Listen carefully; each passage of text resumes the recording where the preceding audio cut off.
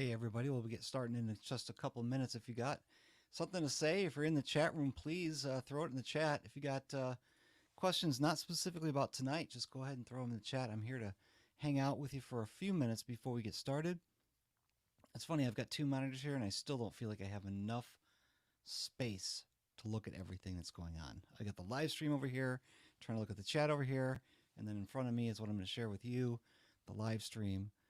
So hopefully we get this thing rolling on time. We will be on time since I started early. That's pretty much a given. What we're going to do tonight, and I'll talk about this again when we really get started, is talk about ways that your clients or podcasters can communicate to you what's in the recording that they don't want kept. They want removed. A lot of this time, these are cues that you can get them to do inside of the recording. And then there's other ways that they can, of course, after the recording, let you know. And there's really not a lot of there's not a lot of stuff here. So this might only take 10 minutes. It's really not going to take that long.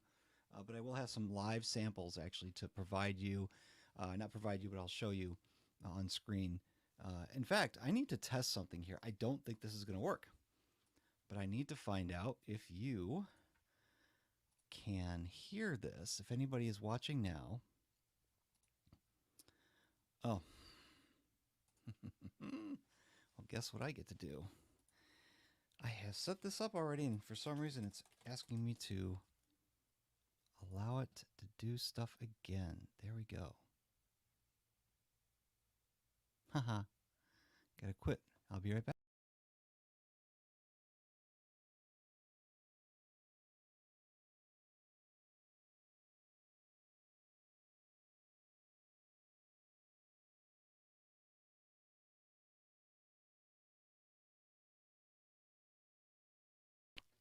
There we go. All right. If you're there, put it in the chat. I want to hear you. And then I'm going to share my screen and see if maybe you guys can hear the audio from, I haven't set this up properly. I have a new computer, brand new computer. I'm talking about not even used. It's brand new, not refurbished. I get a Mac Mini with the M1 chip, and it's great. And I'm able to do more video. In fact, I don't know if you can tell, but my video camera that I've had for 10 years maybe, a lot sharper than it used to be. So it wasn't the camera, it was the processor in my old computer. So what I want to do is share my screen and see if you guys can hear the audio. Oh, it's not going to let me do it. Yep. It's not going to let me do it. But let's give it a shot anyway. Just tell me if you can hear anything besides my voice. Can you hear that? I doubt you can hear that. Anyway, give me a shout in the chat if you were able to hear that. If not, I'm going to just use QuickTime, which is super easy. I just have to remember how to do it. Video is much smoother, yeah, inside this presentation. Yes, it is. And I'm also remembering, and we're going to start in just a couple minutes, but I'm also remembering now to change the resolution of the screen I'm sharing so things on it appear bigger so you on the other end can see it better. I'm learning. I've only been doing this for 5 years now, so I'm learning how to do it right. Isn't that great? Okay, you can hear me typing too. Oh, good. Thanks, Mike. Thanks for being here. Mike and I had lunch the other day with a couple other podcast editors, the St. Louis Podcast Editors Meetup Group. It was really fun. It was great. We're going to have to do that again here soon. If you're in the St. Louis area, make sure you hit me up. Let me know. I'll start here in another minute or two, and what I'm going to do is I'm actually going to change the way I do this presentation. Really, this presentation I'm giving to you podcast editors, the ones who do the post-production side, but the way I'm going to present this is it's going to be a public-facing post so that podcasters can see it. Actually, I'll talk to both communities here. So I'm going to talk to the podcaster about how when they're recording, they can do this, and then I'll talk to you as well, saying you as the editor, this is what you can receive from them so that I can send this out not just to podcast editors, but I'll share it also with podcasters. So, all right, we're going to get started in just a minute. Make sure I've got everything ready, which I'm pretty sure I do. Man, it's weird having only 2 monitors. I used to have 3. Unbelievable. All right, let's close this, keep this open, and we'll throw that here. Great. Okay.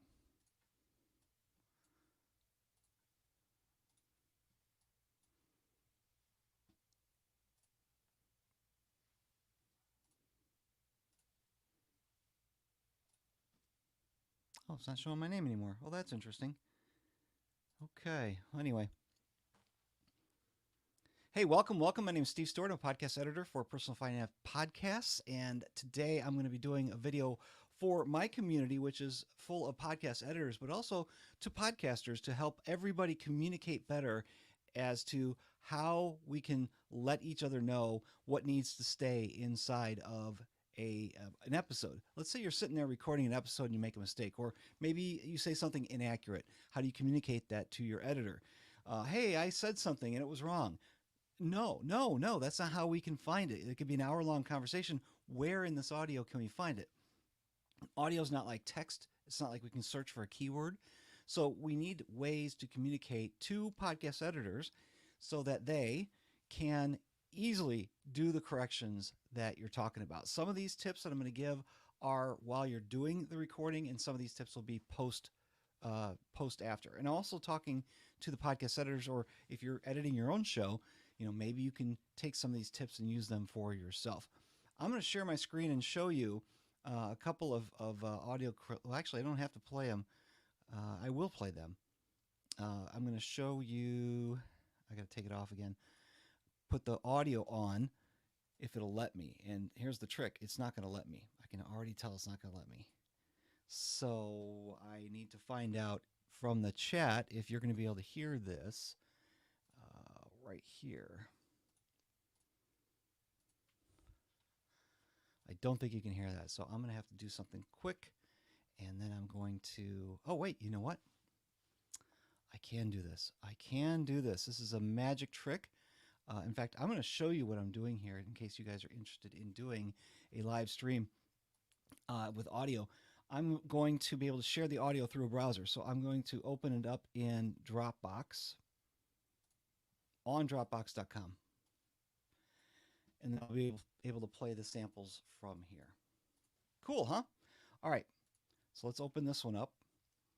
And I'll play this sample for you. And this is going to be an example of obvious cues given to you by the podcaster. So if you're an editor, or if you're going to leave yourself a cue, you can even see it in the waveform here. There's a big gap here of about a second or two. This is only about an 8, what is this? I can't even tell. It's an 8-second sample, so there's really not a lot of audio here. But if I play it for you, and hopefully you can hear it. Oh, I got to start sharing it a different way. You'd think I had done this before properly. And, of course, I didn't. Let's try this sharing screen again, but with the audio this time. I should have done this the first time.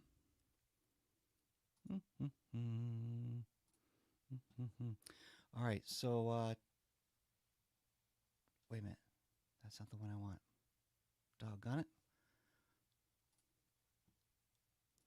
All right, we're going to have to start this whole thing over, aren't we?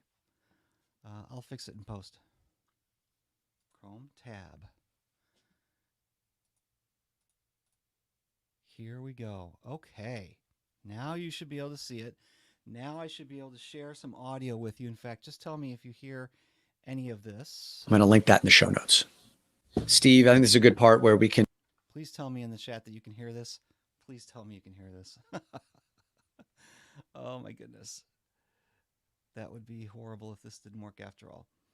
I could do it in post, right? Were you able to hear that audio? Yes, thank you. Okay, so let me find a spot where I can quickly edit this together. So now I'm sharing my audio through a browser, and it's just a quick little trick that I have to use to make this work. And what I'm going to do is I'm going to play this piece of audio, and this is obviously a cue that you as a podcaster can give yourself, or you're giving to your editor so that they know exactly what to do. And this will be self-explanatory. It's only 8 seconds long. I'm going to link that in the show notes. Steve, I think this is a good part where we can put another whoosh transition in. Well, that tells you right there. What do they want? They want a whoosh transition right there. So it'll be a whoosh, kind of like doing a top 10 list. Whoosh, ding, all that stuff. All right, the next one I'm going to play for you here is a nice audible clap. to uh, actually, this is a mistake that was made, and I should be able to see it here in the You are interesting. I'm not seeing it on the WAV file. I will show you the WAV file in a different form, but I can't play it through here. And you'll see this right here, and that's right here. So this is actually a 30-second clip, and for some reason it's not showing me the waveform, but you'll be able to hear the claps, and it's remaining balanced. clear You thing. haven't tipped the scales too far over to the side of cowardice, nor have you tipped the scales too far over to the side of recklessness. And Steve, here, please play quote number 1. All right, so in this situation, I'm actually being cued to play a snippet of the audio. So these are the takeaways, and we're playing a little bit of a clip of the interview that was done. She's queuing it up. Give me a hand clap, which you can see very clearly in this audio file here. You can see those are hand claps. This is the clap to say we're stopping. Hey, Steve, insert this thing here. And then we're starting again, and then it's right there. So all of this is going to go away. It'll be replaced by another piece of audio. All right, that is an easy way to see visually areas inside of a recording that should be taken out, addressed.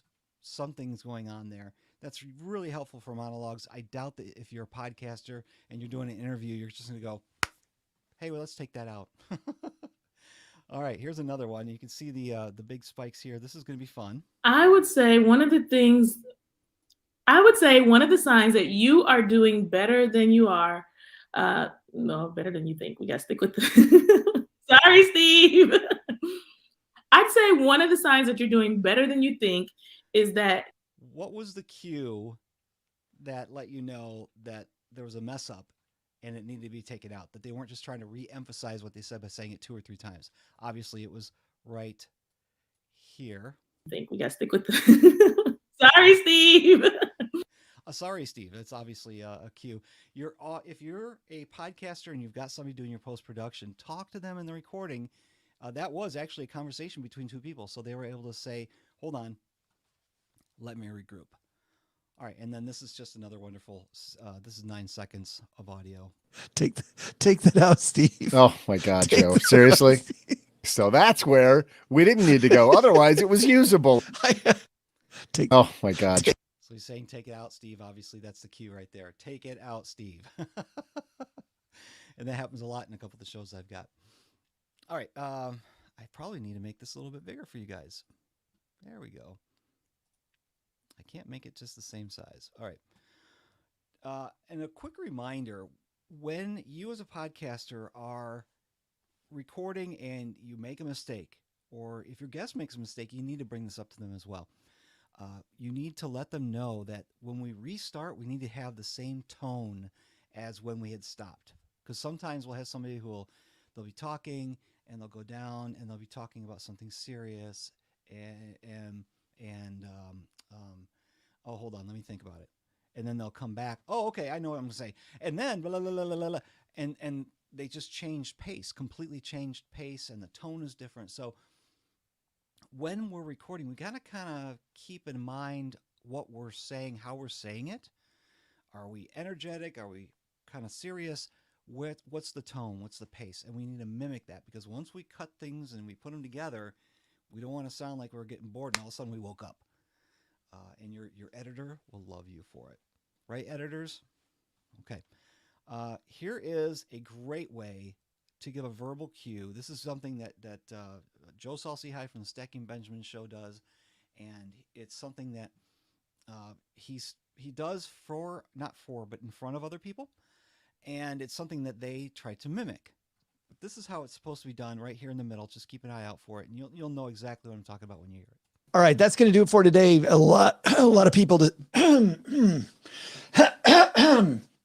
3, 2, 1. That's going to do it for today. A lot of people. Right in here, 3, 2, 1 is kind of like a cue, a verbal cue. Hey, I'm going to start again. And he says, 3, 2, 1. Hopefully you can hear that still.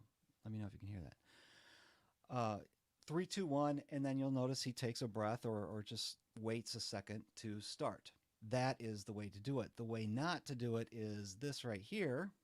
And favorite book of all time is 3, 2, 1. Favorite book of all time is The War of Art. Remember I was talking about pace? This kills me. 3, 2, 1. Favorite book of all time is We weren't the same pace, and there was almost no place for me to cut right here after he says 3, 2, 1. This is where people have seen it done and think it's great, but then it doesn't work. And here's another example as well. Then that money, 3, 2, 1. That money becomes That's impossible. 3, 2, 1. That money becomes. He says 3, 2, 1, and then starts right away. So those are tricky ways, tricky edits that we editors have to deal with. So when we're doing a verbal cue, an audible cue, something in the recording, give it space to breathe before we start again. It's also always good to have a little bit of room tone. Like if I stop talking right now, maybe you can hear the fan. Actually, I don't have a fan. Oh, it's an external hard drive, an old hard drive spinning up. So you can maybe hear some room tone. And if I have room tone as an editor, if I have room tone to play with, I can take some of that out of the entire recording because I've got a great sample of what it sounds like. So I'm saying, this is something that I want to remove. I have the tools to remove it throughout the entire recording. So a little room tone is fantastic. One more audible sample here, and then I'm going to give you another way or a couple ways to communicate changes post-recording. All right, so this one is 18 seconds, and I'll just play it for you.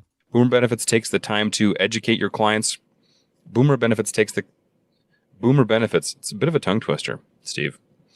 Boomer Benefits takes the time to educate our clients before helping. Okay, so right there in the middle, and I don't know why the waveform isn't showing up. Let's just refresh that again.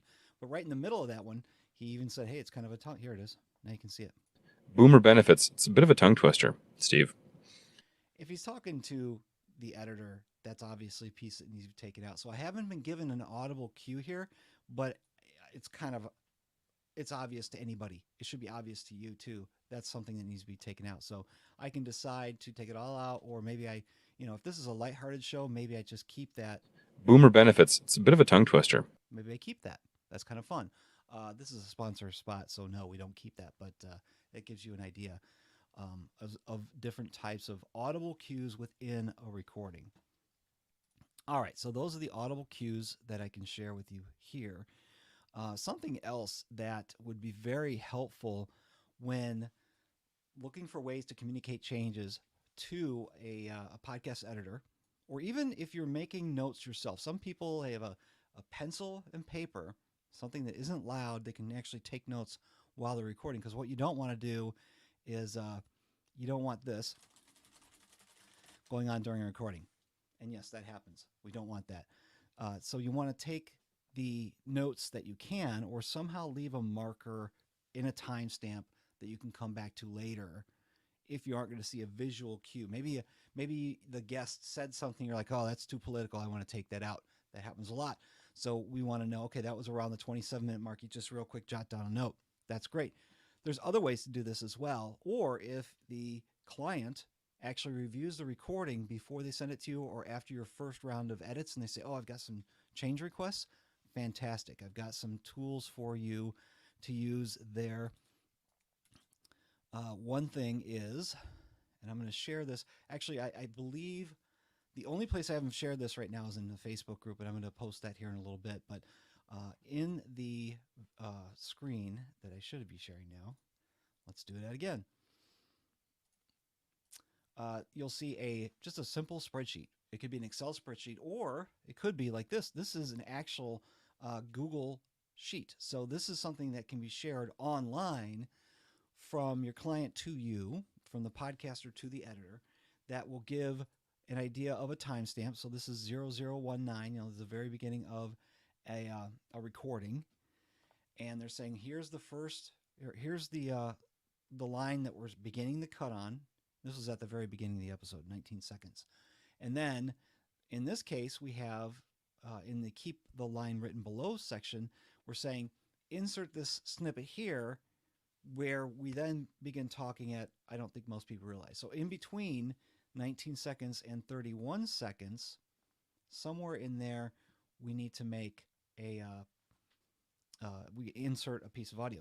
This next one, we're saying, okay, at 141, where we start to say, and my way of looking at this, now we're going to cut that all the way up to 2:30, and then it says, so every time you engage with the medical system.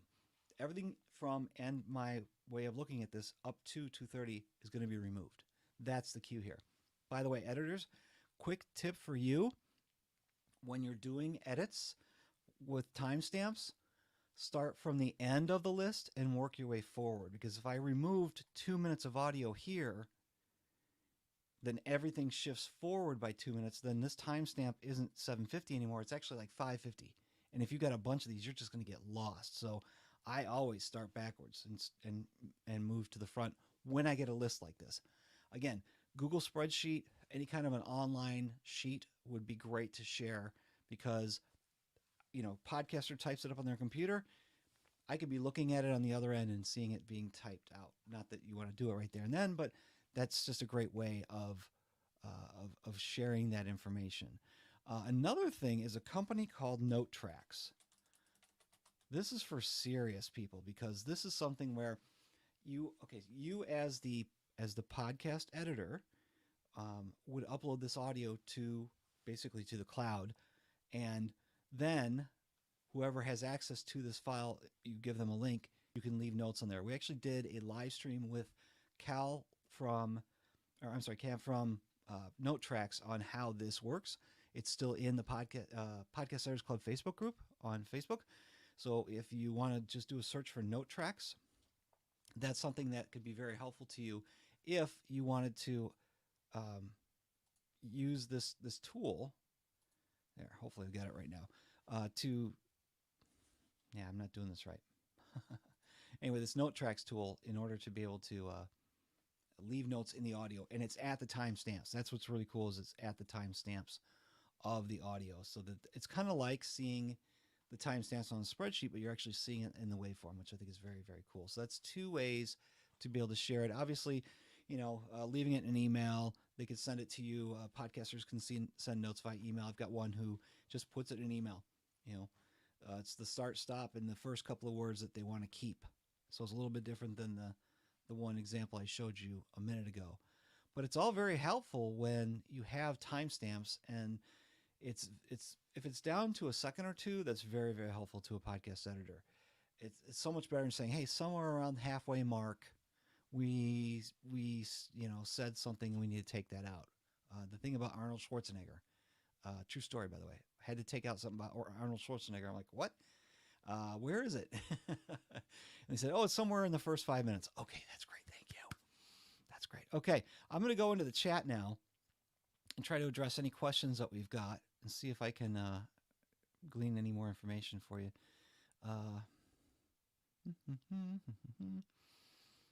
Digging subtitles. Oh, and let me also tell you, we're in trouble now. Okay, here, do you want to come in? Here he is. Okay, Mr. Mark Deal is here with us today. Hello, Mark. Are you not here for question and answer time? I was going to wait backstage for you to bring up something else, but you can throw me back, and there's lots of folks in the chat, both on YouTube and Facebook, so I'll let you handle that. I'll let you back. Let me get the chat, because you were in the chat quite a bit, and of course, it's fun. Second, yeah. Yeah. Let's see. Actually, I don't see any questions. Wait. Are you ever present with the actual recording session? I am not. And that was kind of the purpose of this entire presentation, is to say, if you're not there, how do you know? If you're there, you can take notes. If you're doing a virtual session, let's say for your clients, and I know people who do this and they get paid good money because they're organizing the entire thing. They're contacting with the guests. They're booking the time with the guest and the host. They're sitting. I know somebody over here who does that. You want to talk about that system? Yeah, sure. So that's more of a directorial role. And one of the tricks I do is I'll mute myself in the interview, and I will leave directorial notes for myself or my editor, Steve. And sometimes I take care of it before it ends up in Steve's hands. If the people, the podcasters and the hosts and the guests need to hear me, then I'm unmuted and I'll jump in like, hey, you did 3, 2, 1 and jumped in without a breath. I'll jump in like, hey, stop, take a breath and back up. Otherwise, this guy, yeah, rightfully so, yells at me. But that's how I do it when I'm live there is I'll mute myself and I'll tell my like, hey, Mark, cut that thing back there. And then usually I'll see that track before Steve does or anybody else. And it makes my job a lot quicker. But if I need to tell the people while I'm there live, then I unmute my microphone for them. It's always unmuted for myself. I mute it for them and then tell them what I need to do or what I need them to do. Yeah, the earbuds rubbing on the collar, you need to redo the question, something like that. Absolutely. And taking notes while you're there as the virtual recording tape sync person. That's very helpful. Of course, you need to charge people for that time. That's a specialty service. So make sure you're because basically if it's an hour-long interview, you have 1 hour of interview, plus all the time you may have spent getting everything set up. Plus now you've got to get the files and send them to somebody. And then if you're the editor, you're spending 2-3 hours editing it. So you're talking about 4.5 to 5 hours easy for a 1 hour interview. And not only that, but you get to listen as a participant. You get to listen with the listeners in mind. So if you, as the editor, director, whatever, is lost to the conversation, chances are the listener is too. So they benefit from you speaking up and saying, hey, you lost me here. Or you said that there was going to be 3 things and you mentioned 1 and now you're talking about the weather, that sort of thing. So that's a benefit to them. The weather. So thanks, John, for that question. Appreciate it. Mike Wilkerson says, I try to encourage people to pause. It's far simply for that and less likely that you'll get more space to breathe than shoving in the 1, 2, 3 that always sounds like it's not supposed to be in there in many cases. There you go. It's tough when the guest name is okay. Haha. Too long to read. Is it a question? I don't see a question mark. All right. A couple of lucky people actually won note tracks for a year. Was it for a year? Yeah, it's for a year. For a year. For the 25 Days of Christmas. The producer, their highest level. Yeah. Yeah, that was really fantastic. So Kayla Wells asks, how often do you work with clients in this way? I have clients that do this all the time. Those samples came from my clients. Some of them are the biggest clients I've got. That's how they behave. That's how they know that it needs to be done right. So they're going to communicate with me while the recording is happening so that they don't have to do any more work afterwards. It's so much easier to communicate during the recording than it is to make notes and communicate later. These are hardworking, professional, successful people that just blows me away how successful they are. And I'm going to say it out loud.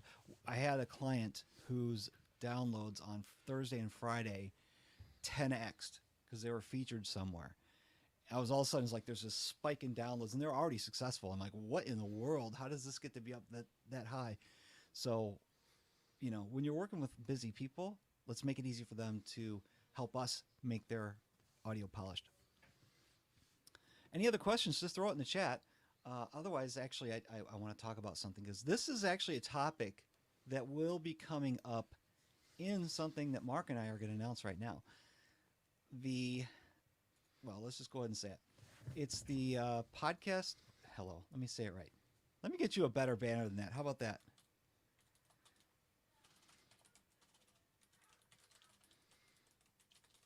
Yeah, see, that's the link that we want to go to. But let's talk about the Internet Interview Mastery Summit. Mark has been involved in the, I don't know what you will call it. You're just talking about how you do the recording sessions, the managing of those schedules and things like that. Mark is going to be putting together a summit. I'll be obviously supporting him within the Podcast Editor Academy. And we also have a very cool co-host. Actually, Mark is a really cool. I'm going to sit in the background and just twiddle my thumbs, make sure the video's going out live. Mark, why don't you talk about the Interview Mastery Summit? Yeah, thanks, Steve, and thanks for bringing me up. I was going to quietly wait in the backstage here, but I was like, oh, it's live. Let me jump in. I see Steve's on stage and kind of in the back clapping and you throw my video up here. That's cool.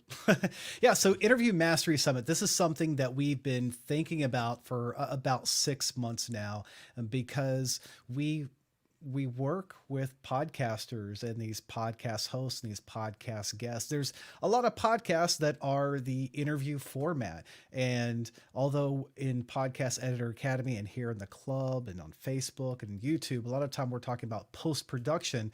Well, it turns out if you nail the content, the post-production can be a little bit easier. So we've been focusing a lot on post-production skills and post-production equipment. We just did the 25 days of Christmas.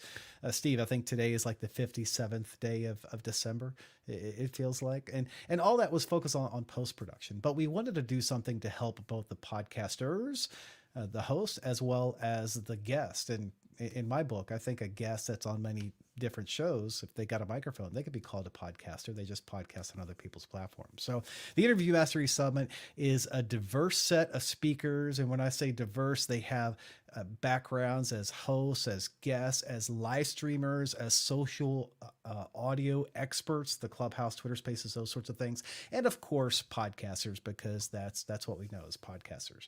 So it's going to be February 19th, a Saturday. It's going to kick off at about 10 a.m. I say about, it'll kick off at actually a little earlier, but the first session will start at 10 a.m. Eastern and is going to go for, I think, about 5 hours. We're still working with some of the speakers and some of the sessions, and we have a really cool after party lined up. It's virtual. In fact, we were going to do this hybrid, but the thing that we won't talk about is still happening. So we're going virtual, but we found a really cool new virtual platform to do a party in. You probably saw Steve's podcast parties. It's a bit like that. You can walk around and meet people in the hall and go to the, thanks for bringing it up there, Steve. So yeah, session speakers, speaker images are coming up soon, but we've got a lot of the names up there already. And discussion moderators and MCs, Steve and myself and Danielle Desir. And then there's some of the sessions that we already have lined up. And again, some more are to be determined. I'm trying to go at the pace that he's scrolling. I appreciate you scrolling slow like that. And we also have that after party lined up. And there you go, tickets. Now, we will say, Podcast Editor Academy people, you have access to this, as you always do, to both the live and the replays and all the bonus sessions in there. In fact, Steve, you don't know this, but I added a couple of things from the Podcast Guest Academy into the Interview Mastery Summit. So as somebody who registers for the live and the replay tickets, they can watch a couple of sessions that I did before COVID about in-person interviews. And since we're not covering that on a virtual summit, but I still think it's important, I threw a couple of those videos in there as well. Good. So you've already got stuff up there that somebody who buys a ticket can get into. Yeah. People who are in the Podcast Editor Academy already will have access to this. But we're going to be promoting this, obviously, in the upcoming weeks. But it's only like 3 weeks away. I mean, what are we talking about, 3 weeks? Yeah, 3 weeks and a couple days. Yeah, it's coming up quick. But we did the Show Notes Summit so quickly, and we were working on a lot of the tech and how to do it. Well, we figured out the tech, and now we're just applying it to a bit different format. Instead of talking about show notes and growing your show through all the Google juice, we're talking about how to do the interview as well. Although the after party technology is a little new. You've done some with the 5-year birthday party for Podcast Editors Club. I just did one with Podcast Atlanta last week. It's a ton of fun. Yeah. Kayla's looking forward to it. Cool. She says it's awesome. She also says the platform looks amazing. She has a question for you in the chat too, Mark, which you can deal with later. It has nothing to do with the Interview Mastery Summit. But, all right. The thing I shared today was something that was already on my agenda, but it just ties in perfectly with a panel that I'll be leading at the summit with people who do post-production to give podcasters, the hosts, or even the guests ideas on what we see that could make their performance better. And a lot of the stuff that's going to be in the summit is kind of geared towards that. Plus, there's going to be the social audio session. There's going to be a session on, there was one that just kind of tickled my brain a little bit. Oh, the Journalist Insider Guide to Nailing Interviews. Yeah, so from a journalist. Interesting. And I believe Chris Stone and somebody else is doing something on video because video's big. Oh yeah. Oh yeah. How Yeah. do you get good video for an interview if you're just an audio podcast? And maybe you could use that in another way. We all know how to do it, but maybe there's some tips they can give that, because they're experienced in that area, that they can give that'll make us all look better. Right. As Right. Streamers, podcasters, guests, blah blah blah. Yeah. You know what's funny is for the Show Notes Summit, we borrowed and leveraged a lot from the blogging community because blogging has been around before podcasting. So a lot of the lessons learned about how Google works and how to set up your website and everything, we borrowed a lot from podcasters to do from bloggers to do the Show Notes Summit to help podcasters. Well, now the reverse is happening because you've got, live videos or recorded videos and live streams like we're doing right now. You've now got the social audio, the Clubhouse and Twitter Spaces. And now podcasting is like the grandfather of these platforms. So developing your interview skills on the microphone with the camera off helps you when you now go to the platform and turn the camera on. Yeah. And somebody was asking, Kayla was asking what kind of camera. I answered it in the comments, but if anyone else is wondering what I'm just using a Logitech C922 and a light. That is honestly it. But in any platform, you got to go and check your advanced settings. And sometimes it'll say, well, we're going to make it, like 320. It's like, no, bump it all the way up to 720 or whatever. So every platform has its little intricacies. Just like you can have a great microphone, but if it's picking up your laptop, it won't help you. So always check the behind the scenes, the little advanced details of what you can do to make your stuff better. I have to wonder if that video session is going to talk about different streaming solutions, because John actually has a question about what we're using tonight. We're using StreamYard. Mm-hmm. It's also what we'll be using for the summit. It's a great streaming service that allows us to put our tentacles into different platforms, but we'll be able to use it and actually have everybody land on our website to watch and interact. So it's not like, we go to a YouTube video and we chat there, and maybe we chat in a Facebook group, because that's what we're having tonight is two different destinations. I attended a virtual summit where we watched the video through a web app, but then we use Slack to communicate, and it's like, no, we want it all in one place. So it's going to be very cool. We've done it already with the Show Notes Summit. It went over really well. Yeah. There's a new platform, EV Mux. In fact, they gave away a couple of their licenses during the 25 days of Christmas, and that's looking like a really cool platform. That being said, it's still a little new, and I don't like to be anyone's guinea pig when we're doing a big virtual summit like that. So you may see us start to do some cool OBS like stuff here inside of Podcast Editors Club, testing it out for some of these, weekly live streams, but we're not ready to pull the trigger to do it on a multi-hour, multi-destination, or not or multi-destination, but multi-participant live stream just yet.